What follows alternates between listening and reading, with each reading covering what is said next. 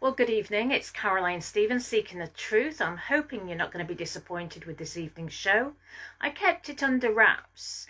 It's about the fifth columnists that work within the UK.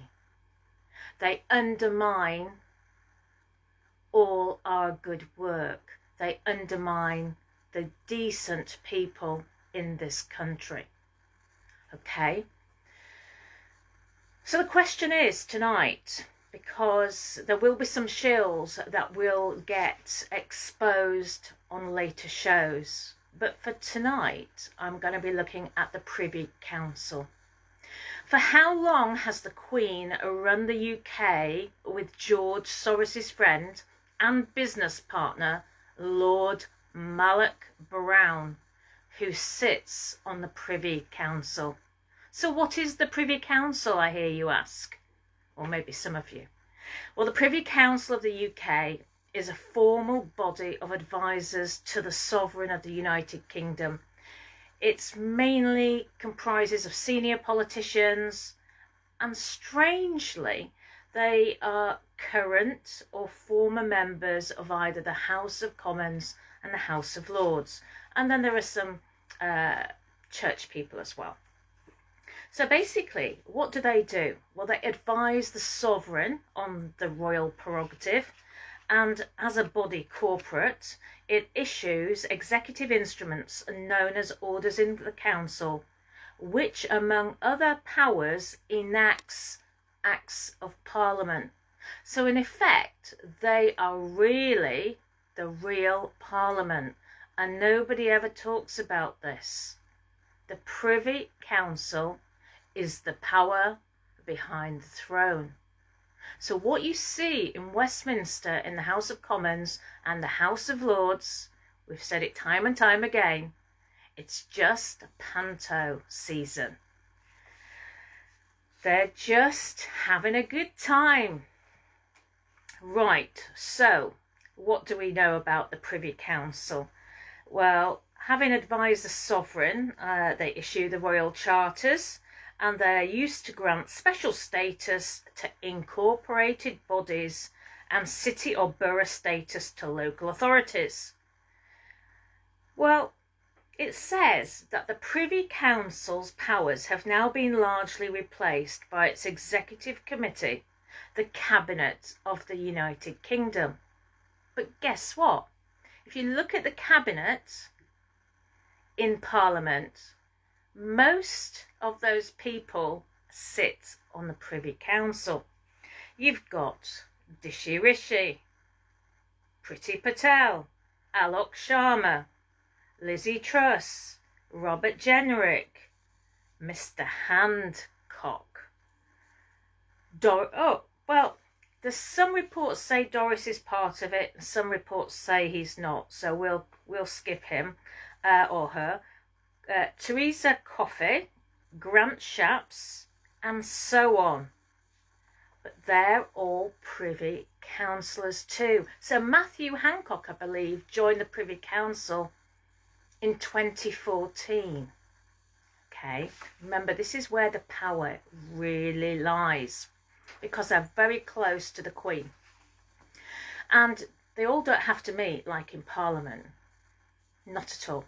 So one of those Privy Councillors, alongside those MPs, and don't you think there's a bit of a conflict of interest here? One of those people appointed in 2007 was somebody called Lord Mark Malloch Brown, a good friend of George Soros. Now, let's be honest, he's not the only friend of George Soros amongst the Privy Councillors. Tony Blair's in there, for example. Well, Mark Malloch Brown is a former number 2 in the United Nations, as well as having served in the British Cabinet and Foreign Office. He now sits in the House of Lords. You know, he was working under Gordon Brown, no less, and is active both in business and the non-profit world. He also remains deeply involved in international affairs. Mark served as Deputy Secretary General and Chief of Staff of the UN under Kofi Annan. For 6 years before that, he was administrator of the UNDP, leading the UN's development efforts around the world. He seemed to have some links with Africa and Asia whilst he was the Minister of State in the Foreign Office. Alarm bells should start ringing at this point, linked with Africa and Asia. And other positions have included Vice Chairman of George Soros' investment funds, as well as his Open Society Institute, a Vice President at the World Bank, and the lead international partner at Sawyer Miller, a political consulting firm.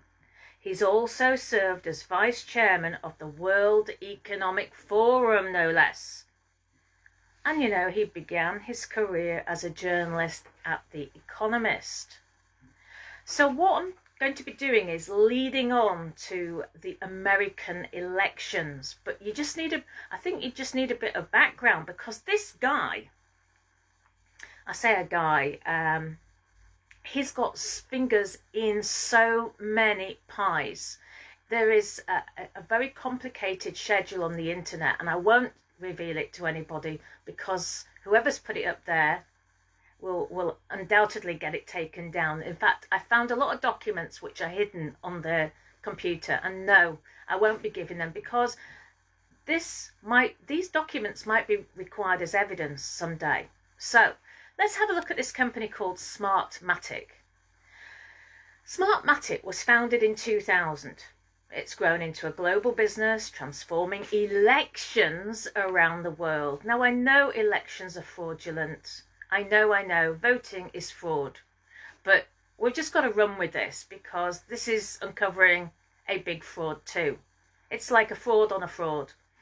Right, so it's transforming elections around the world by guaranteeing total integrity in electoral solutions, from registering to the vote count, through to results proclamation, backed by unrivaled technology and project management.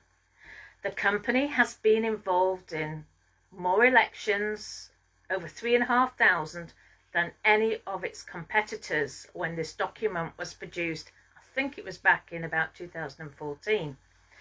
And they have registered and counted over 2.3 billion votes in 5 continents, and developed its own technology. Okay, so that was set up in the year 2000. A lot of things happened in 2000.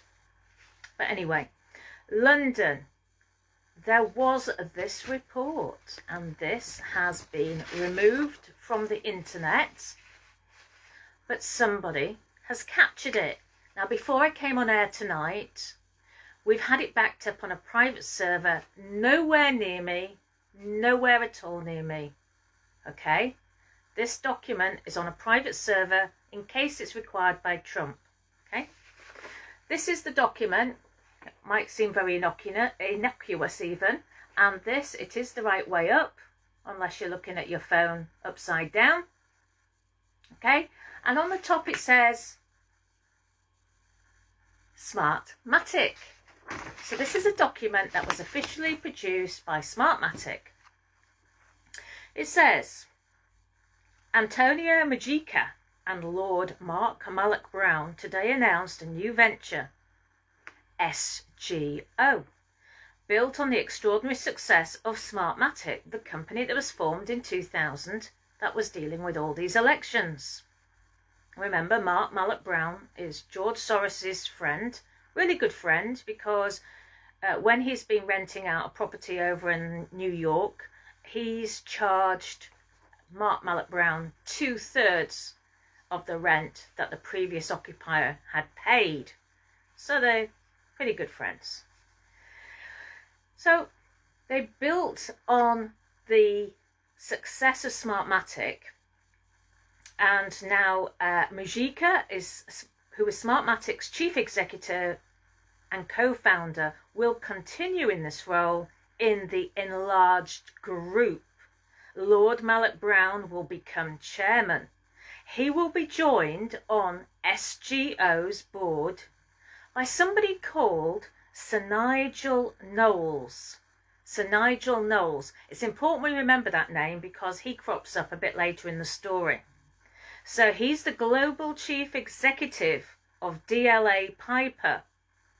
There was a renowned entrepreneur, David Gianpaolo, and Roger, oh my gosh, Smartmatic's Chief Executive Officer. I think I need my glasses for this word. Roger, because I don't want to get the wrong names here. David Gianpaolo and Roger Pignati, Smartmatic's COO. Antonio Majika said that as SGO, this is SGO right now, we will be rolling out a series of new ventures built on the fascinating work we are doing in other areas such as biometrics, okay, online identity verification, internet voting and citizen participation, e-governance and pollution control. Now, since it was founded in 2000, Smartmatic has grown into a global business. So, Mark is now part of this SGO. Also at the same time, and I believe this document was removed off the internet, the Financial Times reported Lord Mark Malloch Brown is set to become chairman of the world's leading provider of election technology this week. The peer and veteran diplomat whose career has seen him serve as Deputy Secretary General of the UN, Vice President of the World Bank and UK Foreign Office Minister will be announced as Chairman of SGO. So it wasn't just these people that were saying Mark is leading SGO, but the Financial Times reported it as well. And it said SGO will be the parent company to Smartmatic, a company that provided e-voting machines for recent elections in Brazil and the Philippines, which it has about 50% share of the global election technology market. So you've got one corporate that actually is in control of about 50% share of the global election technology market. And one of the main guys there is very good friends with George Soros. In the coming year, it will launch 3 new companies, each working on spin-off products to tackle issues such as a biometric identification, internet voting, and climate change. So there we go. So you can see that people are being placed into positions, and Malloch Brown, he has been literally everywhere. So in 2017, the United Nations Association was delighted to announce that Princess Tessie of Luxembourg and Lord Malloch Brown had accepted the position of UNA UK patron, the highest honorary position within the association. Mark Malloch Brown at the time was the highest ranking UK citizen to have served at the UN, vice chairman of George Soros's investment funds, as well as his Open Society Foundation, and a vice president at the World Bank. They don't come much bigger than Mark Malloch Brown, but have you heard of him? So, on the 4th of December, George Soros tweeted, you might have seen it, I put it on my timeline, he tweeted that Malloch Brown would become Open Society's new president. Of course, he still sits in the House of Lords and on the UK's Privy Council alongside Tony Blair, Rishi Sunak and Matthew Hancock. So why did he get promoted, do you think? What's just been happening, I wonder, in America? Well, Were you aware that Kamala D. Harris, the US Vice President-elect, and who Forbes has just announced as the third most powerful woman in the world, and who married Douglas Emhoff 6 years ago, failed, allegedly, to disclose her relationship to Sir Nigel G. Knowles, her husband's former boss at DLA Piper. Remember that name? I said, can you remember? So this is the Knowles guy, Sir Nigel Knowles, fellow director of SGO Smartmatic with Lord Mark Malloch Brown, that controls, now it looks like 6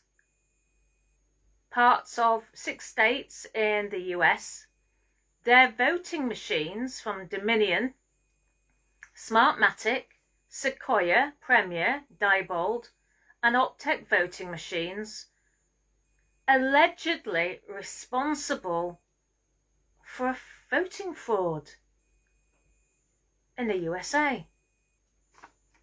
So these are allegations on the internet.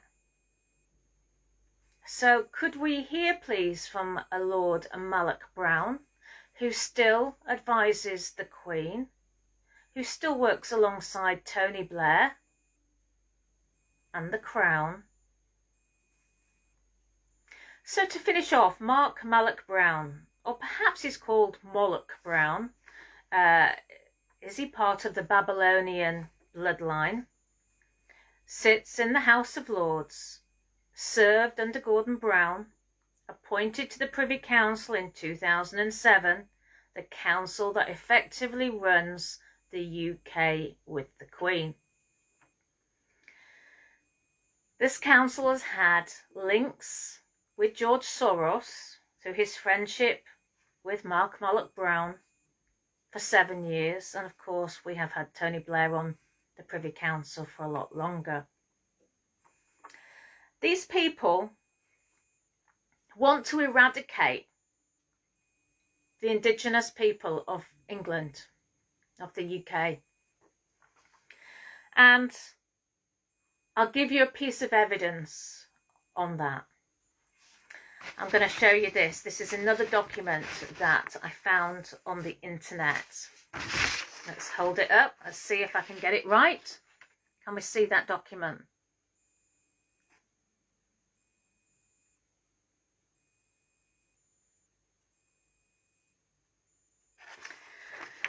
Okay, so this is the certificate of incorporation of a PLC. Sorry, a private limited company, yes, PLC. And it's called Shell Foundation. And it was given at Companies House on the 31st of May, the year 2000. Now, eventually, that was done in 2000. Malloch Brown actually joined in 2010. He has particular expertise in looking after refugees. Okay.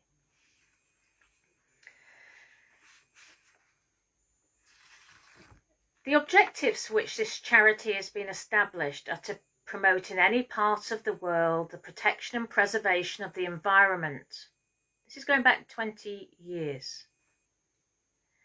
Protect the environment and the public health by means of education and research, including the dissemination of the useful results in such research, into the provision and use of energy in ways that reduce or eliminate harmful emissions, and in such other subjects of study as the trustees think fit.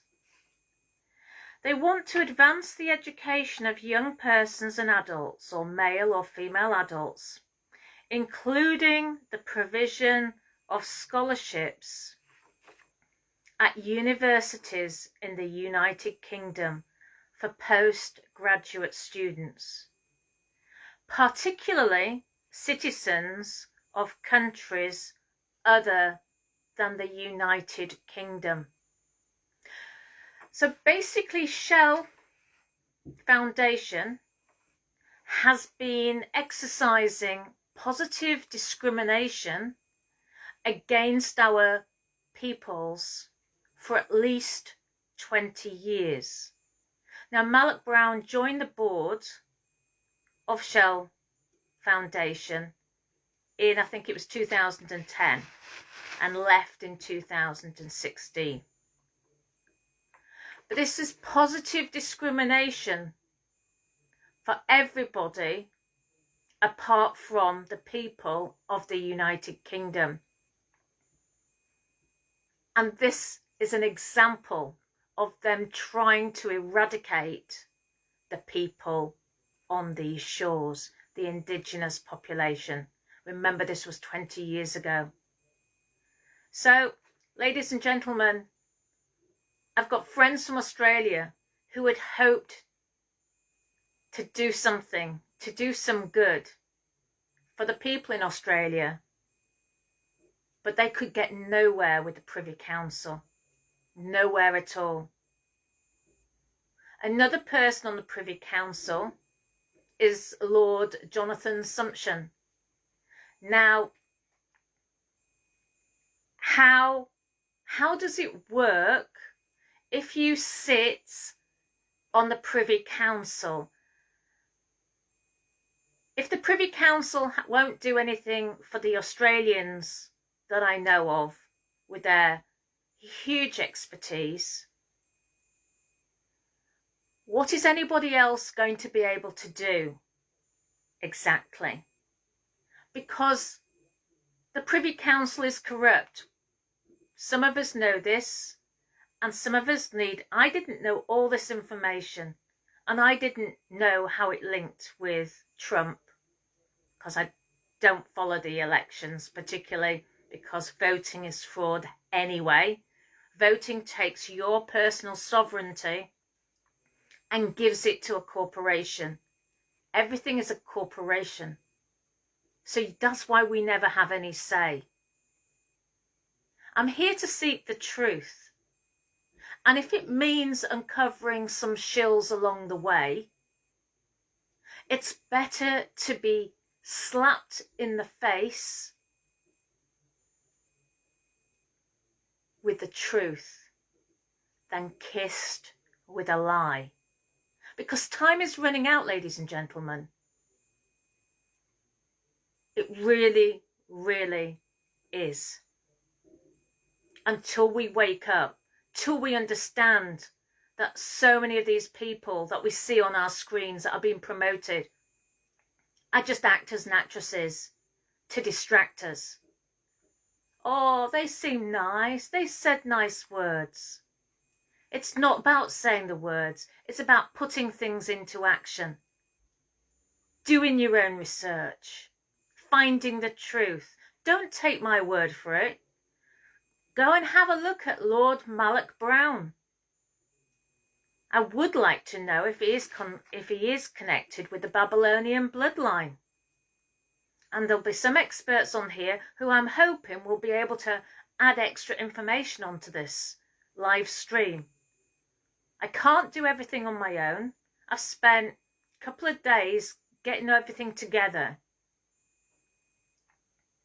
And that's why I've been offline for a bit of the time. I've been posting in the morning and then I've taken a break. Okay? It's important that we understand who is telling the truth. It really, really is now. Because our children's lives and our grandchildren's lives depend on it. There are people out there, believe it or not, they're not going to have a sign on their heads that say, I'm a deep state operative. I'm here to distract you.